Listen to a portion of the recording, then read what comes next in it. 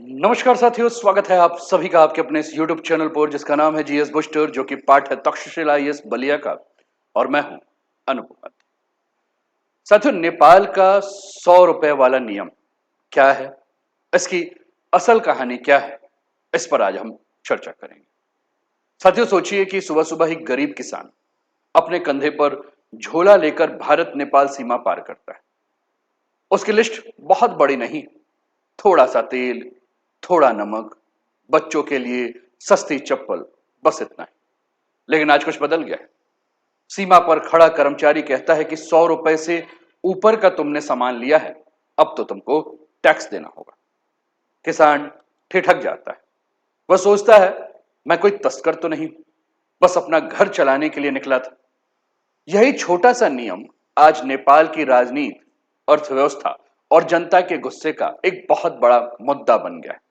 सवाल सिर्फ 100 रुपए का नहीं है, सवाल है रोटी, रोजगार और सीमा पर जीने वाले लोगों की मजबूरी का।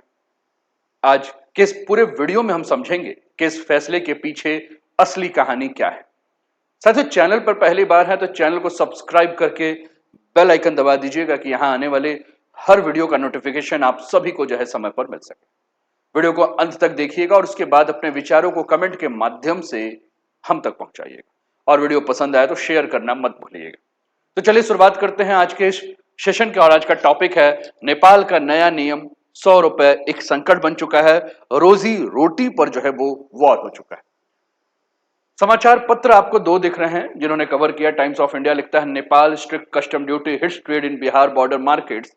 दूसरा है, Nepali Congress demands roll back of custom duty on India border imports.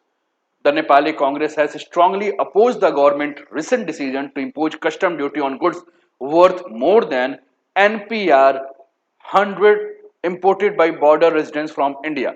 The party described the move as unjust, impractical and harmful to low income groups such as farmer and laborers. इसी के ऊपर हमारी जो है चर्चा होने वाली है। साथियों, आपके स्क्रीन पर ये मैप है भारत और नेपाल के। और भारत और नेपाल का मैप आज मैं इसलिए दिखा रहा हूं क्योंकि मैं आपके साथ एक बार मैं सीमा दिखा देना चाहता हूं जहां से ये व्यापार होता है।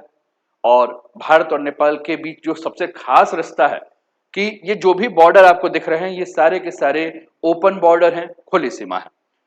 जैसे कि नेपाल के पश्चिम में अगर देखें तो यहाँ आपको उत्तराखंड, दक्षिण में आपको उत्तर प्रदेश, बिहार, पूरब में अगर आप बात करें साथियों तो आपको बंगाल और सिक्किम, इन दोनों की सीमा जो है वो देखने को मिलेगी। हमने कहा ये ओपन बॉर्डर है, इसका मतलब कि नेपाल से भारत और भारत से नेपाल जाने के लिए कोई वीजा नहीं लगता है, कोई पासपोर्ट का झंझट नहीं है, लोग रोजमर्रा में आसानी से आ जा सकते हैं। और यहां जो सीमावर्ती जो क्षेत्र है, इस सीमावर्ती क्षेत्र में रहने वाले जो आम नागरिक हैं, जो गरीब हैं, वो भारत में सस्ता सामान खरीदते हैं जैसे कि तेल, नमक, कपड़े और दवाइयां। क्यों? क्योंकि भारत में ये चीजें सस्ती हैं और आसानी से उपलब्ध हो जाती हैं। धीरे धीरे ये सिर्फ खरीदारी नहीं रही है, बल्कि इनकी पूरी जीवन शैली बन चुकी है। नेपाल से लोग भारत सुबह आते हैं, सामान लेते हैं और शाम तक वापस अपने घर जो है वो चले जाते हैं। लेकिन जिस प्रकार से ये सिस्टम बन रहा है, जिससे कि हजारों परिवार जो इस पर निर्भर है, वो कहीं ना कहीं जो है वो समस्या में आ चुके हैं। साथियों, ये सिर्फ व्यापार नहीं है, यह बॉर्डर इकोनॉमी और सर्वाइवल सिस्टम है। और जब इसके ऊपर नियम लगाया जा रहा है तो इसका मतलब है कि सीधा गरीब की थाली पर इसका असर पड़ेगा। अब नियम क्या है, क्या कहता है, इसको एक बार समझिएगा। साथियों, नेपाल सरकार ने साफ कहा है कि इस नए नियम में 100 रुपए, भारत के 100 रुपए यानी कि नेपाल के 160 रुपए से अगर ज्यादा सामान आप भारत से नेपाल लेकर जाओगे तो आपको कस्टम ड्यूटी जो है देना पड़ेगा। और ये कोई छोटा टैक्स नहीं है, यह 5% से लेकर 80% तक जो है ड्यूटी लगा। पहले क्या होता था, पहले छोटे मोटे सामान के ऊपर कोई खास रोक नहीं था, स्थानीय लोग आराम से सामान लेते थे और लेकर चले जाते थे, कोई पूछता नहीं था, कोई कोई सवाल जवाब नहीं होता था। लेकिन अब सारी चीजें जो है बदल गई हैं। अब हर बैग की जांच होगा, हर सामान के ऊपर नजर रखा जाएगा, छोटे खरीदार भी टैक्स के दायरे में आएंगे। यानी कि बहुत ही साधारण भाषा में हम कहें तो पहले सीमा सुविधा थी, अब सीमा नियंत्रण और टैक्स जोन जो है बन चुकी है। और यहीं से शुरू होता है जनता बनाम सरकार का टकराव। साथियों, अब प्रश्न ये उठता है कि कौन विरोध कर रहा है, इस नए नियम का। साथियों, इस फैसले का सबसे तेज विरोध अगर कोई कर रहा है तो नेपाल की जो कांग्रेस पार्टी है, नेपाली कांग्रेस, उन्होंने सरकार के ऊपर सीधा हमला किया है और कहा है कि यह जो नया नियम है टैरिफ आपका कस्टम का, टैक्स का, यह गरीब विरोधी फैसला है। जो लोग रोज 200 से 300 का सामान लाते हैं उन्हीं के ऊपर जो है बोझ डाला जा रहा है। ये पूरा का पूरा इम्प्रैक्टिकल यानी कि अव्यावहारिक है। हर छोटे सामान पर टैक्स लगाना ग्राउंड रियल्टी से कटा हुआ निर्णय है। और सबसे ज्यादा असर अगर किसी के ऊपर पड़ रहा है तो किसान और मजदूरों के ऊपर पड़ रहा है, जो पहले से ही बहुत ही सीमित आय में जो है वो अपना घर चला रहे हैं, उनके साथ ये समस्या है। यानी कि इस नियम को नेपाली कांग्रेस ने कहा है कि सरकार तुरंत वापस ले, और ये सिर्फ आर्थिक नीति नहीं बल्कि ये गरीब बनाम सिस्टम का जो है मुद्दा बन चुका है। और यही कारण है कि मामला अब लोकल समस्या से निकलकर नेशनल पॉलिटिक्स में जो है एंट्री कर चुका है। साथियों, भारत और नेपाल के संबंधों के बारे में अगर हम बात करें तो ये संबंध बहुत पुराने हैं। और ये संबंध सिर्फ दो देशों का नहीं है बल्कि ये संबंध सभ्यता, संस्कृति, रोजमर्रा की जिंदगी का रिश्ता है। भारत और नेपाल की जो खुली सीमा है, इससे दोनों यहाँ के परिवार दोनों तरफ आ जा सकते हैं, विवाह होता है। हमने कई बार इसको चर्चा किया है कि रोटी बेटी का संबंध है, रोजगार के लोग दोनों एक दूसरे तरफ जाते हैं, बाजार के लिए लोग इधर उधर जाते हैं। अब ये नया नियम क्या करेगा? पीपल टू पीपल कनेक्ट, यानी कि जो व्यक्ति से व्यक्ति की जो जुड़ाव है उसको कमजोर कर देगा। छोटे छोटे लेन देन पर भी सरकारी दीवार जो है वो खड़ी हो जाएंगी। और कुल मिलाकर यह बॉर्डर इंटीग्रेशन जो है, जो ट्रस्ट बनाता है, एक्सेस कंट्रोल जो है वो क्या करेगा? कहीं ना कहीं फ्रिक्शन पैदा कर देगा।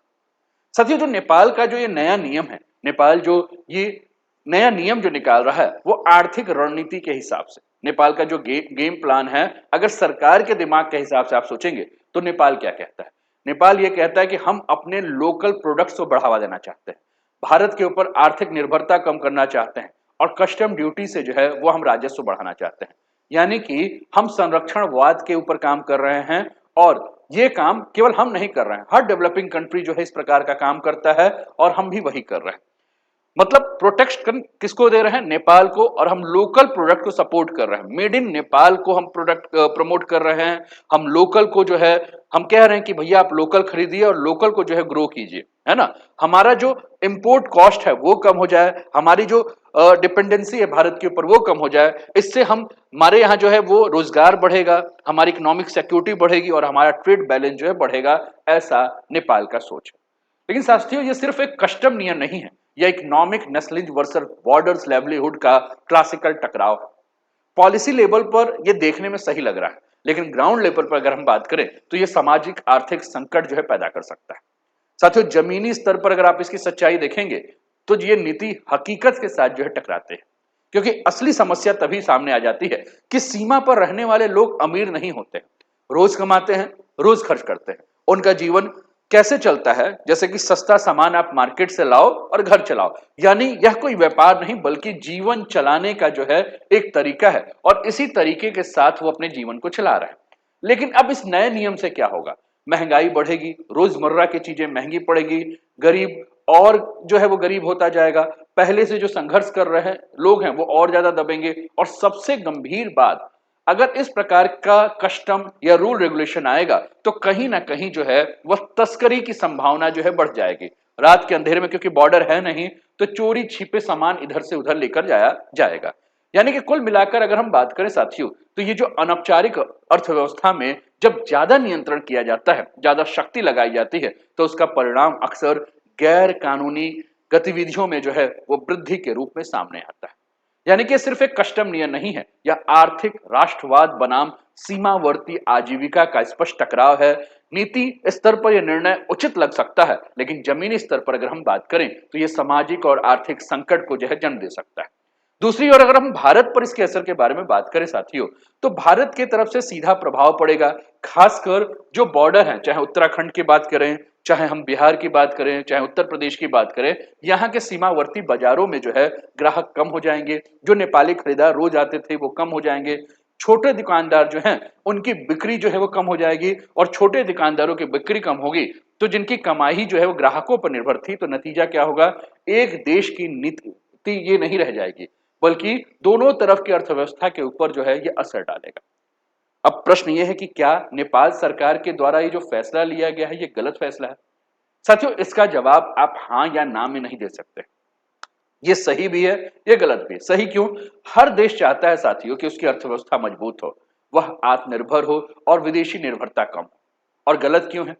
तो इसका सीधा बोझ किसके ऊपर पड़ेगा? गरीब और सीमावर्ती लोगों के ऊपर, जो पहले से कमजोर और आर्थिक स्थिति जो है इनकी खराब है।